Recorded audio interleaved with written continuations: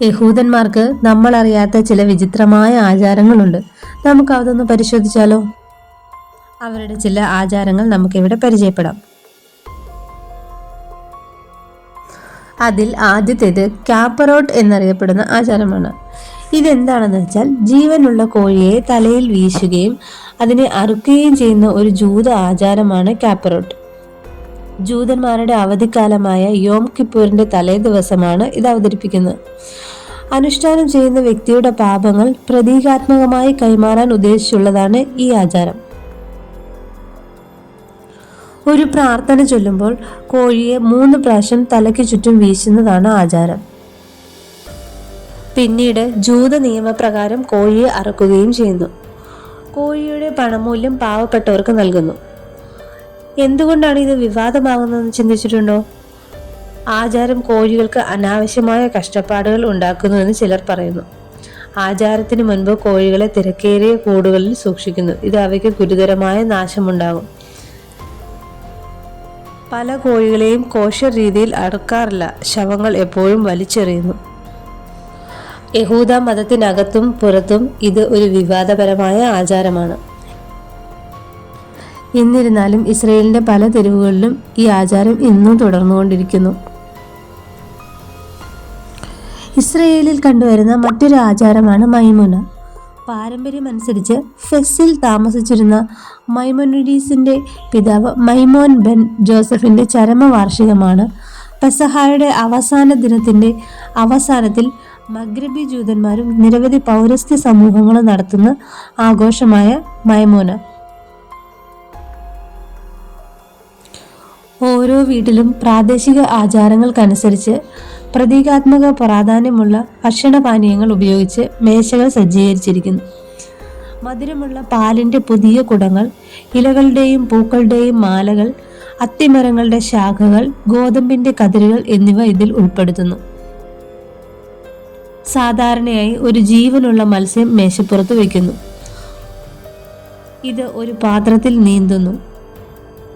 മെനുവിൽ ചീരയുടെ ഇലകൾ തേനിൽ മുക്കി മോരും വെണ്ണയും തേനും പുരട്ടി പാൻ കേക്കുകളും ഉണ്ടാക്കുന്നു.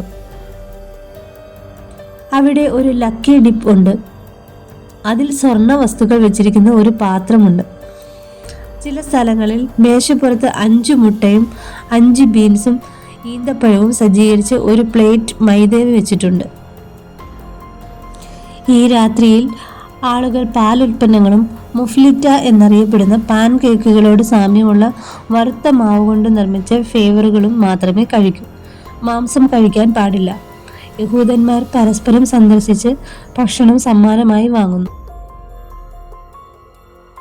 അവധി കഴിഞ്ഞ അടുത്ത ദിവസം, മൈമനയുടെ യഥാർത്ഥ ദിവസം, ആളുകൾ വയലുകളിലേക്കോ സെമിത്തേരികളിലേക്കോ ബീച്ചുകളിലേക്കോ പോയി വലിയ സാമൂഹിക സമ്മേളനങ്ങളും ആഘോഷങ്ങളും സംഘടിപ്പിക്കുന്നു.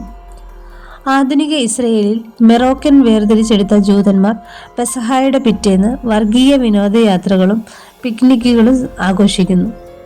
കൂടാതെ ജെറുസലേമിൽ ഒരു കേന്ദ്ര സമ്മേളനവും നടക്കുന്നു. മൈമുന എന്ന വാക്കിന്റെ കൃത്യമായ അർത്ഥം അജ്ഞാതമാണ്. ജിന്നുകളുടെ രാജാവായ മൈമൂന്റെ പേരുമായി ബന്ധപ്പെട്ടിരിക്കുന്നു എന്ന് ചില വാദങ്ങളും ഉണ്ട്.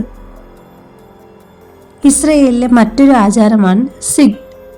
പരമ്പരാഗതമായി കെസിം നടത്തിയ അഭ്യർത്ഥനകളുടെ സ്മരണയ്ക്കായി ബീറ്റ ഇസ്രയേൽ മിദ്രാരോ, ഹൊഹാഹോറ അല്ലെങ്കിൽ വുസ്റ്റ സെഗായ് എന്നിവിടങ്ങളിൽ ഓരോ വർഷവും തീർത്ഥാടനം നടത്തും. സീനായി പർവ്വതത്തിൽ തോറ നൽകിയതിനെ അനുസ്മരിപ്പിക്കുന്നതാണ് മലമുകളിലേക്ക് കയറുന്ന ഈ യാത്ര. ഇന്ന് ആഘോഷവേളയിൽ കമ്മ്യൂണിറ്റിയിലെ അംഗങ്ങൾ ഉപവസിക്കുകയും സങ്കീർത്തനങ്ങൾ വായിക്കുകയും ജെറുസലേമിൽ ഒത്തുകൂടുകയും ചെയ്യുന്നു. അവിടെ കെസിം ഒറിറ്റിൽ നിന്ന് വായിക്കുന്നു.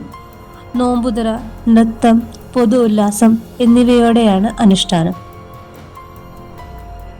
വധുവിന്റെയും വരന്റെയും കൈകളിൽ മൈലാഞ്ചി പേസ്റ്റ് പുരട്ടുന്നത് ഉൾപ്പെടുന്ന വിവാഹത്തിന് മുൻപുള്ള ഒരു ആഘോഷമാണ് മോണി. ഹിന എന്നും അറിയപ്പെടുന്നു.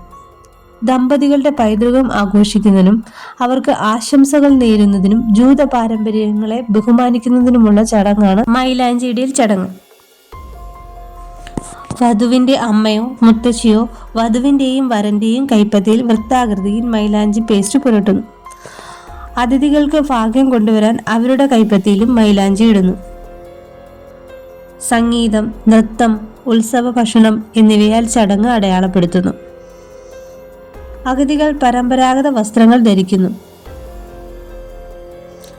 പലപ്പോഴും ദമ്പതികളുടെ പൂർവിക സമൂഹങ്ങളുടെ ശൈലികൾ പ്രതിഫലിപ്പിക്കുന്നു. കുടുംബത്തിന്റെ സന്തോഷത്തിന്റെയും ഐക്യത്തിന്റെയും പ്രതീകമായി മധുര പലഹാരങ്ങൾ പങ്കിടുന്നു. മിഡിൽ ഈസ്റ്റിൽ നിന്നുള്ള വടക്കേ ആഫ്രിക്കയിൽ നിന്നുമുള്ള ജൂത സമൂഹങ്ങളുടെ സാംസ്കാരിക ആചാരങ്ങളിൽ വേരൂന്നിയതാണ് ഈ ചടങ്ങ്. യഹൂദ ആചാരങ്ങളും ഈ സമുദായങ്ങളിൽ ജീവിച്ചിരുന്ന യഹൂദേതര സമൂഹങ്ങളുടെ സാംസ്കാരിക സ്വാധീനവും തമ്മിലുള്ള പരസ്പര ബന്ധത്തിലൂടെയാണ് ഇത് പരിണമിച്ചത്. മെറോക്കൻ, യമനൈറ്റ്, ഇറാഖി, ഇറാനിയൻ, ഇന്ത്യൻ, സിറിയൻ കമ്മ്യൂണിറ്റികൾ ഉൾപ്പെടെ നിരവധി സെഫാർഡിക്, മിസ്രാഹി ജൂത സമൂഹങ്ങൾ ഈ ചടങ്ങ് ആഘോഷിച്ചു വരുന്നു. റാബി ഷിമോൺ ബാർ യോച്ചായിയുടെയും ബാർ കൊച്ബ കലാപത്തിൽ മരിച്ച 24,000 യശിവ വിദ്യാർത്ഥികളുടെയും മരണത്തെ അനുസ്മരിപ്പിക്കുന്ന ഒരു ജൂത പാരമ്പര്യമാണ് ലാഗ് ബാവോമർ ബോൺഫയർ.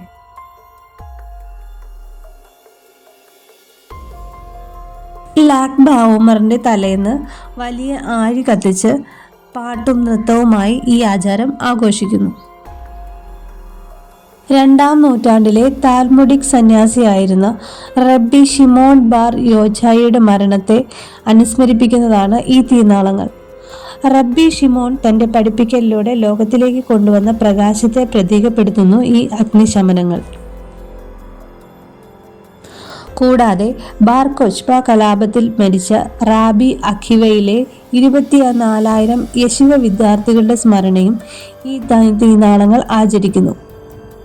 ഈ കലാപം റോമൻ ജൂത യുദ്ധങ്ങളിൽ അവസാനത്തേതായിരുന്നു. ജൂതന്മാരുടെ പരാജയം ജൂത ഡയസ്പോറയുടെ തുടക്കമായി. ലാഗ് ബാവോമർ ബോൺഫയർ എവിടെയാണ് കത്തിക്കുന്നത്? ഇസ്രയേലിലുടനീളം ലാഗ് ബാവോമർ ബോൺഫയർ നടത്തുന്നു. പ്രത്യേകിച്ച് റബ്ബി ഷിമോൺ ബാർ യോച്ചായുടെ ശ്മശാന സ്ഥലമായ മെറോണിലാണ് നടത്തപ്പെടുന്നത്. തീയിടുന്നത് ഗണ്യമായ വായു മലിനീകരണത്തിന് കാരണമാകുന്നതും അപകടകരമായ കാര്യമായത്, പ്രത്യേകിച്ച് കുട്ടികൾക്ക് അപകടകരമായ കാര്യമായതിനാലും ചില ആശങ്കകൾ ഇന്നും നിലനിൽക്കുന്നു. ഇസ്രയേലിൽ കണ്ടുവരുന്ന മറ്റൊരു വിചിത്രമായ ആചാരമാണ് അപ്ഷറിൻ. അപ്ഷറിൻ ഒരു യിദ്ദീഷ് പദമാണ്. അതിന്റെ അർത്ഥം വെട്ടുക എന്നാണ്. ഇത് ഒരു യഹൂദ ആൺകുട്ടിയുടെ ആദ്യത്തെ മുടിവെട്ടിനെ സൂചിപ്പിക്കുന്നു. ഒരു ആൺകുട്ടിയുടെ തോറ വിദ്യാഭ്യാസത്തിന്റെ തുടക്കവും പക്വതയിലേക്കുള്ള പരിവർത്തനവും അടയാളപ്പെടുത്തുന്ന ഒരു സുപ്രധാന സംഭവമാണിത്. പരമ്പരാഗത യഹൂദ കുടുംബങ്ങൾ സാധാരണയായി ഒരു ആൺകുട്ടിക്ക് തന്റെ ആദ്യത്തെ മുടി മുറിക്കാൻ 3 വയസ്സുവരെ കാത്തിരിക്കുന്നു. മാതാപിതാക്കളും ഒരു റബ്ബിയും സംസാരിക്കുമ്പോൾ ആൺകുട്ടി മുറിയുടെ നടുവിൽ ഇരിക്കുന്നു. തുടർന്ന് പിതാവ് കുട്ടിയുടെ തലയുടെ മുൻവശത്ത് നിന്ന് ആദ്യ ഭാഗം മുറിക്കുന്നു.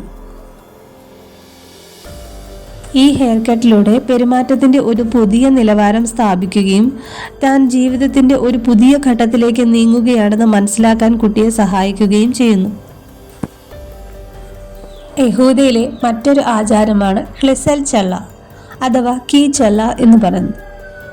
ഈ പാരമ്പര്യം പെസഹായുടെ ശേഷം താക്കോൽ ആകൃതിയിലുള്ള ഒരു ചല്ലാറൊട്ടി ചുടുന്ന ജൂത പാരമ്പര്യമാണ്. ഇത് 100 കണക്കിന് വർഷങ്ങൾക്ക് മുൻപ് ഉത്ഭവിച്ചതാണെന്ന് വിശ്വസിക്കപ്പെടുന്നു. എന്നാൽ അതിന്റെ കൃത്യമായ ഉത്ഭവം വ്യക്തമല്ല. ഈ പാരമ്പര്യം വാമൊഴിയായി കൈമാറ്റം ചെയ്യപ്പെടുന്നു. അത് തോറയിൽ ഇല്ല. 18-ാം നൂറ്റാണ്ടിലെ ഹാസിഡിക് റബ്ബിയായ അബ്രഹാം യഹോഷ്വ ഹെഷ്രേൽ എഴുതിയ 1863 ഓഹേവ് ഇസ്രയേൽ എന്ന പുസ്തകമാണ് ആദ്യകാല ലിഖിത സ്രോതസ്. ചിലപ്പോൾ കുരിശുകൾ കൊണ്ട് അലങ്കരിച്ച യൂറോപ്യൻ ഈസ്റ്റർ ബ്രെഡുകളിൽ നിന്ന് ഈ പാരമ്പര്യം പ്രചോദനം ഉൾക്കൊണ്ടിരിക്കാം. താക്കോൽ സ്വർഗത്തിന്റെ കവാടങ്ങൾ തുറക്കുന്നതും വർഷങ്ങൾക്ക് സമൃദ്ധിയും ഉപജീവനവും കൊണ്ടുവരുന്നതാണെന്ന് പ്രതീകപ്പെടുത്തുന്നു. ചിലർ ബ്രെഡിനുള്ളിൽ ഒരു ലോഹ താക്കോൽ ചുടുന്നു. ചിലർ താക്കോലിന്റെ ആകൃതിയിൽ മുകളിൽ എള്ളു വിതറുന്നു. പെസഹായ്ക്ക് ശേഷമുള്ള ആദ്യത്തെ ശബത്തിൽ ഇത് ആളുകൾ കഴിക്കുന്നു. ടു ബിശ്വത് സെഡർ എന്ന ഒരു ജൂത അവധി ആഘോഷിക്കുന്ന ഒരു ഉത്ഭവ ഭക്ഷണവും ആചാരവുമാണ്. മനുഷ്യരും പ്രകൃതിയും തമ്മിലുള്ള ബന്ധത്തെക്കുറിച്ച് ചിന്തിക്കാനും ഫലവൃക്ഷങ്ങളെ ബഹുമാനിക്കാനും ഉള്ള സമയമാണിത്. സെഡറിനെ സാധാരണയായി 4 വിഭാഗങ്ങളായി തിരിച്ചിരിക്കുന്നു. ഓരോന്നും ഓരോ സീസണെ പ്രതിനിധീകരിക്കുന്നു.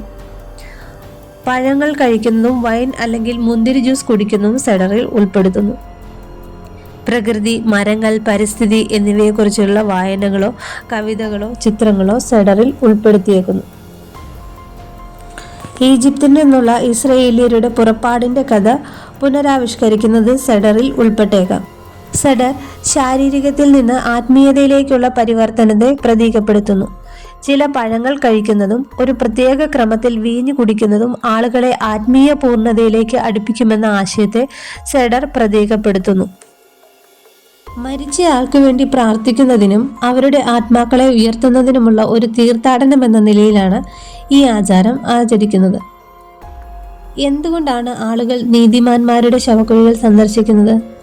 പരേതന്റെ ആത്മാവിന് ഉയർച്ച ലഭിക്കാൻ പ്രാർത്ഥിക്കുന്നു. സന്ദർശകർക്കു വേണ്ടി ദൈവത്തോട് മധ്യസ്ഥം വഹിക്കാൻ മരിച്ചയാളോട് ആവശ്യപ്പെടുകയാണ് ചെയ്യുന്നത്. മരിച്ചയാൾ സന്ദർശകന്റെ പേരിൽ ദൈവത്തോട് കരുണ ചോദിക്കുമെന്നാണ് വിശ്വസിക്കുന്നത്. മരിച്ചയാളുടെ മരണവാർഷികത്തിൽ അല്ലെങ്കിൽ മരണശേഷം 30-ാം ദിവസം തുടങ്ങിയ ദിനങ്ങളിലാണ് ഇവർ ഈ കല്ലറകൾ സന്ദർശിക്കുന്നത്. കല്ലറകൾ സന്ദർശിക്കുന്ന ഇവർ സങ്കീർത്തനങ്ങൾ ചൊല്ലുകയും പരേതന്റെ ആത്മാവിന് വേണ്ടി പ്രാർത്ഥിക്കുകയും ചെയ്യുന്നു. ഇവിടെ ഇവർ പാലിക്കുന്ന ചില മര്യാദകൾ എന്തെന്നാൽ അധിനിവേശ ശവക്കുഴികൾക്ക് സമീപം ഭക്ഷണം, മദ്യം, പുകവലി എന്നിവ ഒഴിവാക്കുകയും മാന്യമായ വസ്ത്രം ധരിക്കുകയും ശവക്കുഴികളിൽ ചവിട്ടുന്നത് ഒഴിവാക്കുകയും ചെയ്യുന്നു. പിഡ്യോൻ ഹാബൻ അല്ലെങ്കിൽ ആദ്യജാതനായ മകന്റെ വീണ്ടെടുപ്പ് യഹൂദ മതത്തിലെ ഒരു ഉത്സവമാണ്. ഒരാളുടെ ആദ്യജാതനായ പുത്രന് വേണ്ടി 5 വെള്ളി നാണയങ്ങൾ ഒരു കോഹന് നൽകുന്നതിലൂടെയാണ് വീണ്ടെടുപ്പ് ലഭിക്കുന്നത്. തതുല്യ മൂല്യമുള്ള മറ്റൊരു വസ്തുവും ഉപയോഗിക്കാം. കോഹൻ എന്നാൽ അഹരോന്റെ പുരോഹിത കുടുംബത്തിലെ പിതൃപരമ്പരയിൽപ്പെട്ടവനെയാണ് കോഹൻ എന്ന് വിളിക്കുന്നത്. താരതമ്യേന അപൂർവമായ ഒരു ചടങ്ങാണ് പിഡ്യോൻ ഹാബൻ. ഒരു കുടുംബം അവരുടെ ആദ്യജാതൻ ഒന്നുകിൽ ഒരു പെൺകുട്ടിയാണെങ്കിൽ, അല്ലെങ്കിൽ സിസേറിയൻ വഴി ജനിച്ചതാണെങ്കിൽ, അല്ലെങ്കിൽ ഗർഭം അലസലിന് മുമ്പുള്ളതാണെങ്കിൽ, അല്ലെങ്കിൽ മുത്തച്ഛൻ ഒരു കോഹനോ ലേവ്യനോ ആണെങ്കിൽ ഈ ചടങ്ങ് നടത്തില്ല. നമുക്കെല്ലാം വിചിത്രമായി തോന്നുന്ന 10 ആചാരങ്ങളാണ് നമ്മൾ ഈ വീഡിയോയിൽ കണ്ടത്. ഇസ്രയേലിയർ ഇവയെല്ലാം അവരുടെ വലിയ ആചാരാനുഷ്ഠാനങ്ങളായി ഇന്നും തുടർന്നു വരുന്നു.